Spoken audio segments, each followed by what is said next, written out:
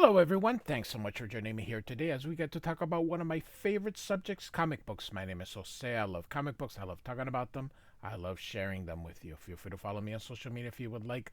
Links are in the description below. I've also posted a link to the Marvel fan site that'll have plot synopsis and character bios for this issue.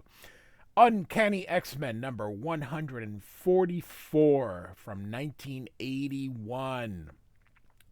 The John Byrne era is over. Cry Despair is in the cover. Brent Anderson is the guest. Penciler Dave Cockrum will take over next issue. Guest starring the Man Thing, which was basically a Swamp Thing creation that was just a Marvel one. Good cover here of Cyclops taking on Despair here. So here, of course, is the classic X-Men that contained this tale. This is how I discovered this. Classic X-Men was how poor kids like me got to look at some of these older issues of X-Men back in the day. Great cover by Steve Lytle. Rest in peace, my man. Awesome. Awesome.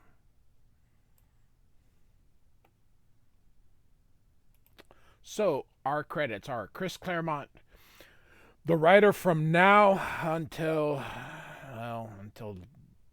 he's forced out.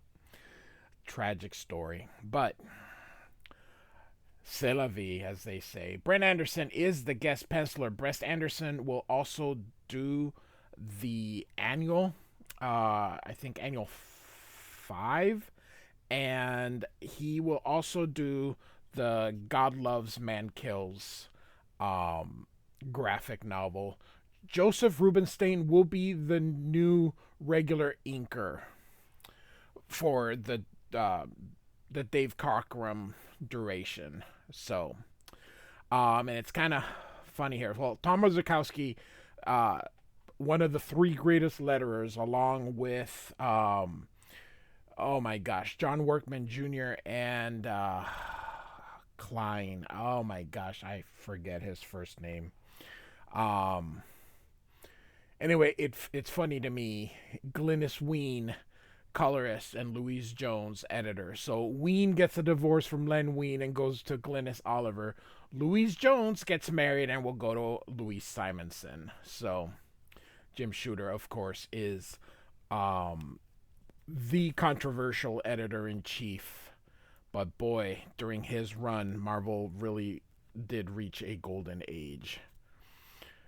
And then the 90s came and ugh, the 90s. All right. And I shouldn't complain. It's only a portion of the 90s that really sucked, but that 90s era of the Image it really sucked.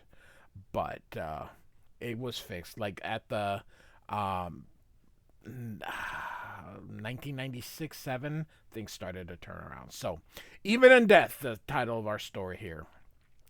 The doctor was honest and as gentle as a person can be when she tells an old friend that he's going to die. Here we can see the Swamp Thing. Diagnosis: cancer, inoperable, incurable. Prognosis: ever increasing and feeble. Oh my gosh, Claremont, use smaller words.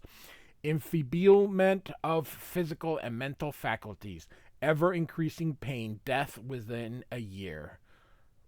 From the hospital, Jock Forrester came here to the swamp he'd known and loved since childhood to make the most important decision of his life, to fight the disease and pray that some miracle might save him or end things quickly, cleanly, in his own way, his own time. So, well, we all kind of know what this dude is planning to do here.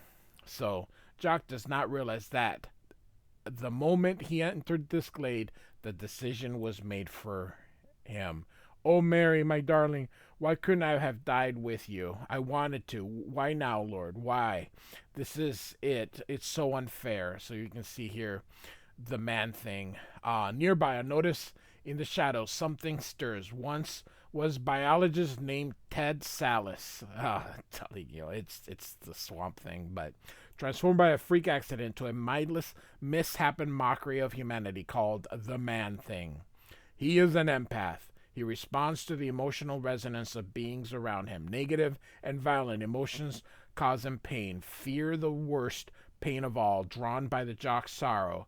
He means to end it, if necessary, by destroying the source. But as he approaches the man, his attention is snagged by a patch of oily black smoke swirling across the ground, which is right here. Its tendrils reach towards Jock, the eldritch cloud radiating an almost palpable aura of evil. And the man responds. So he puts down his cigarette. Here's a picture in the wallet. This is back in the days before cell phones took a billion pictures.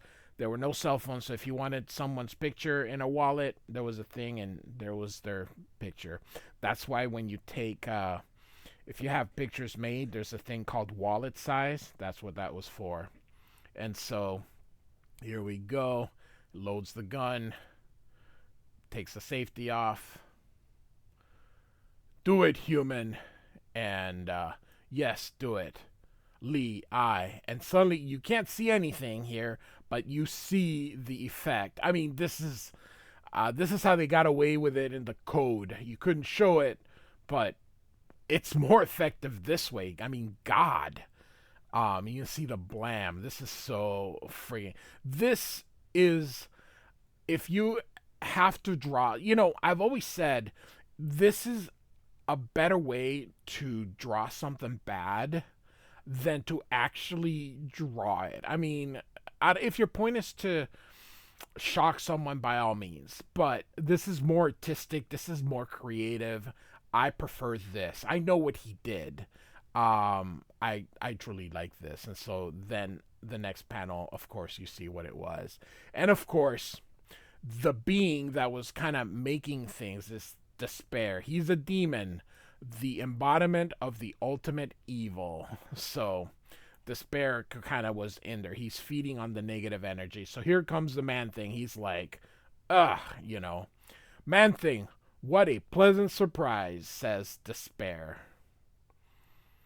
What a name, despair. So, fool, have you forgotten how I almost destroyed you when last we met? That would have been Marvel Team Up 68. No, I did not cover that.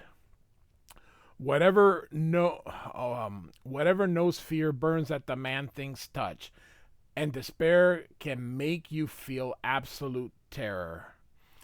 So instantly, impossibly, the muck monster explodes into flames. Burn, creature, burn! I thrive on your pain. Your death and that of Jock Forrester, whose form I now take, are the first of many.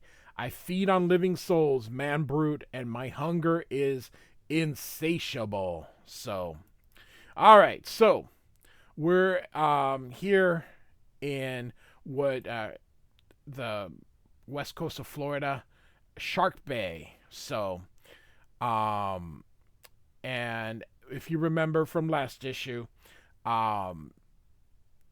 Cyclops got a job and he's working at this fishing he's working, I don't know, a fishing boat. Is that what you would call it? Actually, if I would have read that, I would have seen the trawler. So it's called the Arcadia. So, and here you see Scott Summers, and I think this is the lady. Oh my God, I forgot her name. Forrester. So, let's see. Alethis Forrester. And by the way, the guy that killed himself, that's her dad. So, and so Cyclops, of course, it tells us that he's been away from the X-Men since Jean Grey died. So, hey, Scotty, how come rain or shine, night or day, you're always wearing them shades?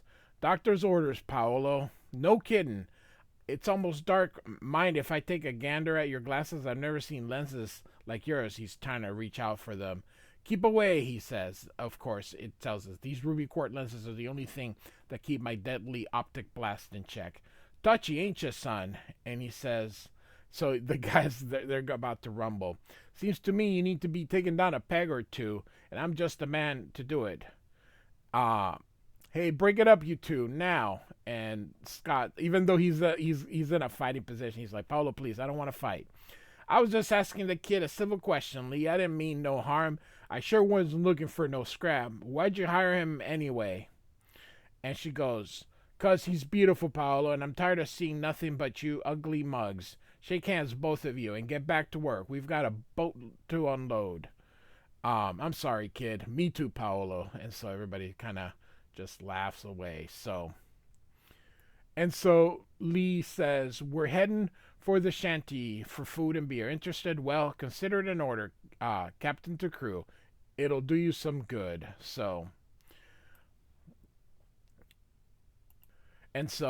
When she walks in, the bartender says, Lee, your dad phoned, said to call him back pronto. And she says, Thanks, girl.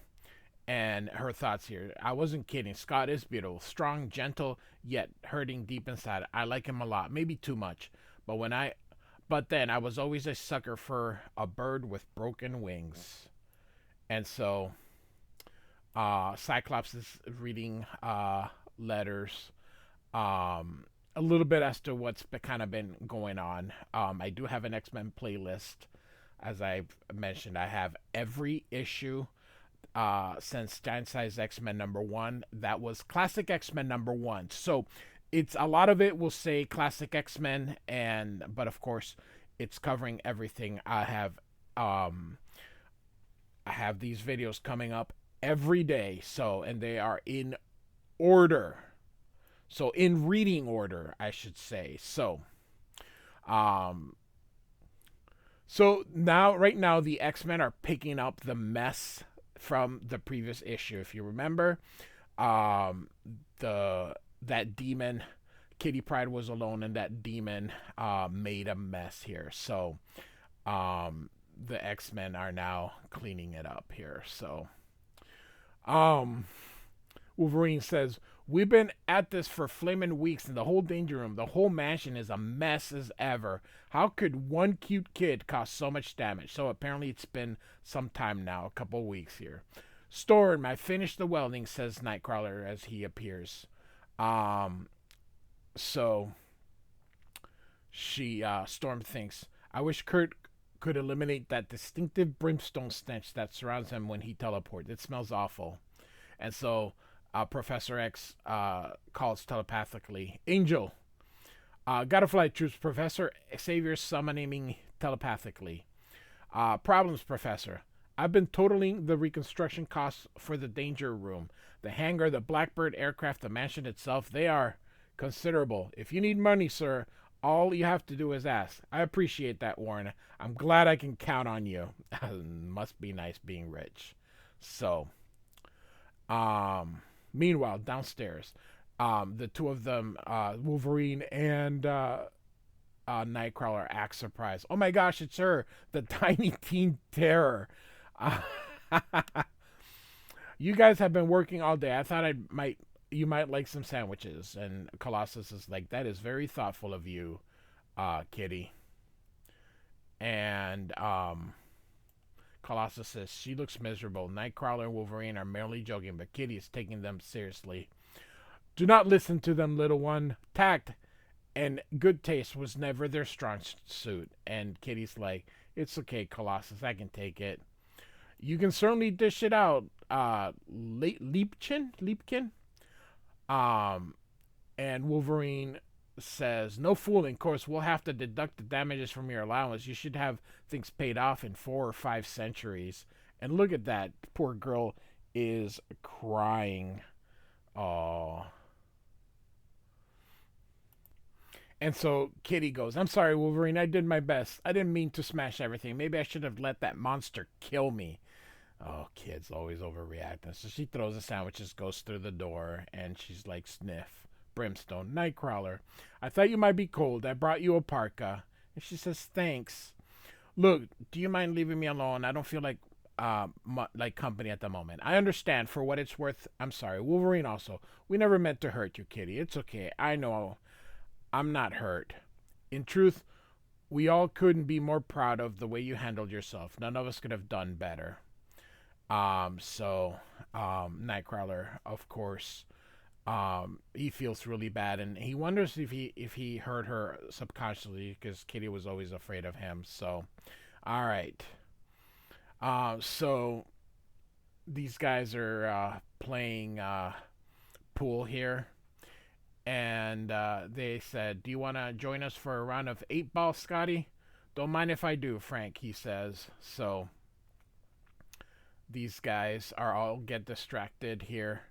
Tampa Bay just tied the Steelers, and so everybody's watching. And so he goes, "Since no one's looking, I'm gonna use my optic blast." So he uses them very careful and gently, hits that thing, and everything goes. And suddenly they're like, "Bam!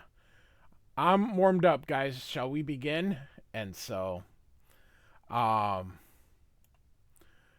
later, and I love how they focus on the payphone here. Oh, it's just so cool. For those of you who don't know, payphones before cell phones, this is how you had to, call. So you put in a quarter for local calls. So, "Scott, I hate to interrupt, but my dad wants me to come over to his place in Citrusville. I think something's wrong. It'll be an overnight trip. Mind keeping me company?"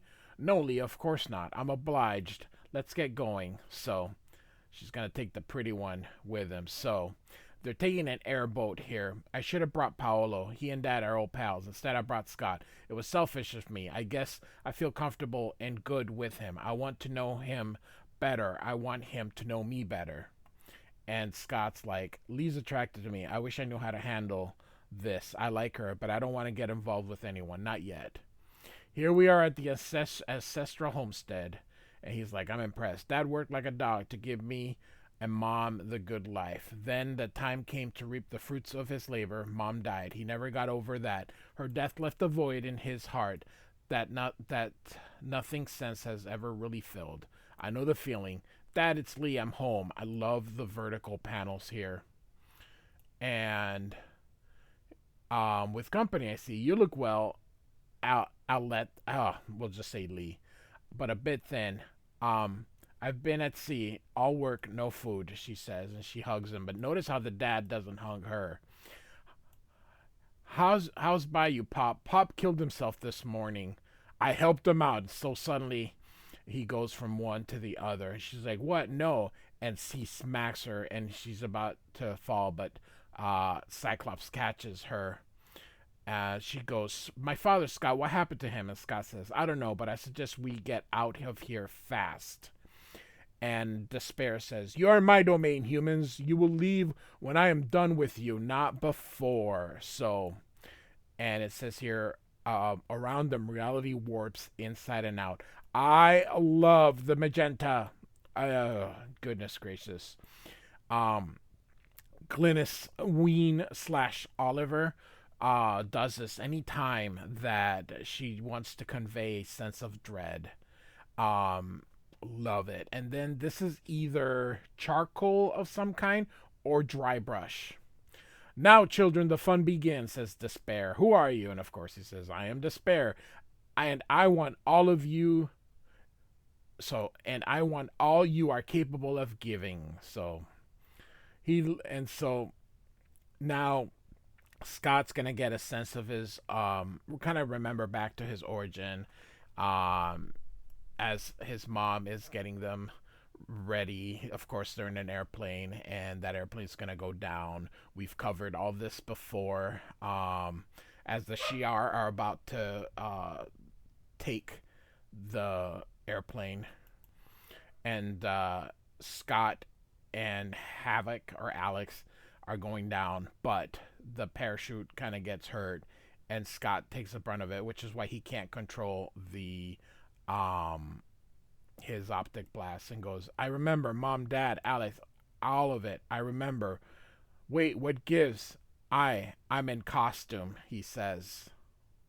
So what Despair's basically doing is he's trying to show Cyclops some of the worst times that he's had to deal with, and just trying to make him basically despair. We got some Sentinels, and X-Men are dying, and here we got the new, you know, um, And by the way, Cyclops is wearing like his older uniform, but not quite the original, like the second generation. You can tell the one that he was wearing back when the oh my god, this was Angels. This was one of the worst designs ever.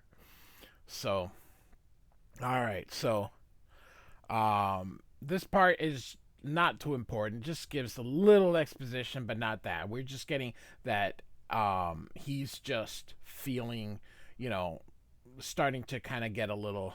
But here we got, we know who's coming here. If you saw that classic X-Men cover here, you'll see. You ignore the obvious, big brother. And now we see all this here happening, and we've got then Jean Grey. Oh, he gives it. They're not supposed to give it away. So, and so again, like he's gonna maze. This is just ridiculous, but kind of cool. And turns into Dark Phoenix. And so Professor Xavier is, they're gonna get married. Professor Xavier is being the wedding here. Of course, the same thing. Only so remember in during the Dark Phoenix saga, she held his eyes back with the telekinetic, and it's the same thing. Open your eyes, nothing will happen. But of course, this time something does. And I love this. The panel is long, but there's this little break right here. So, and so Despair's like, I've enjoyed playing with your mind, Scott Summers. Now I shall destroy it with the irresistible power of despair. And he starts to. Cyclops has known fear before, but this is different.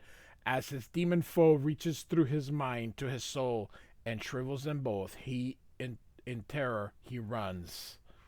And so, um, and when his headlong flight takes him out a window halfway up Despair's high tower, he prays that it will kill him. I thank you for your entertainment here. I hope your lady companion serves me well. And so, here comes the man thing. I almost said swamp thing. I live. I fear. No. Despair made me feel like this. I can beat this. I must.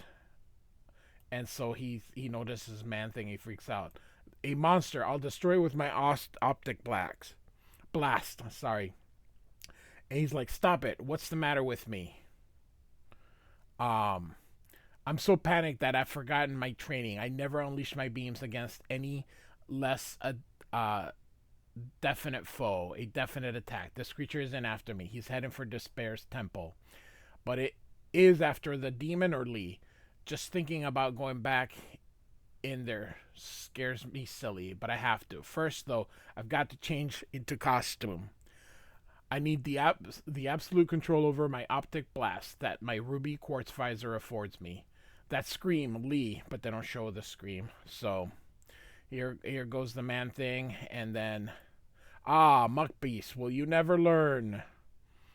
And so Despair and the swamp man thing are fighting. It's the character is a blatant ripoff. I mean, there's ripoffs, but then there's blatant ripoffs, and he's a blatant.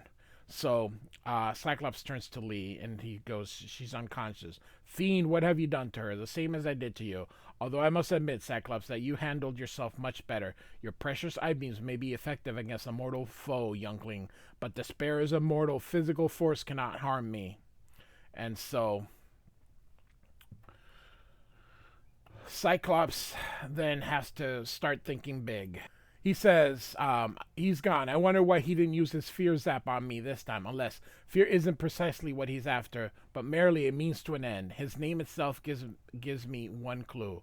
And during the hallucinations he created, every tragedy was geared not to make me afraid, but to make me lose hope.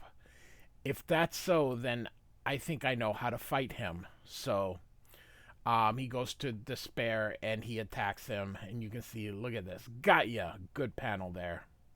Brent Anderson, by the way, this is, this his rookie basically his rookie campaign here. But let me tell you, Brent Anderson, if you've seen Astro City, Brent Anderson is a wonderful artist. So you cannot hold me, human, or defeat me, then escape, demon. If I'm so weak and you're so strong, surely you can do that.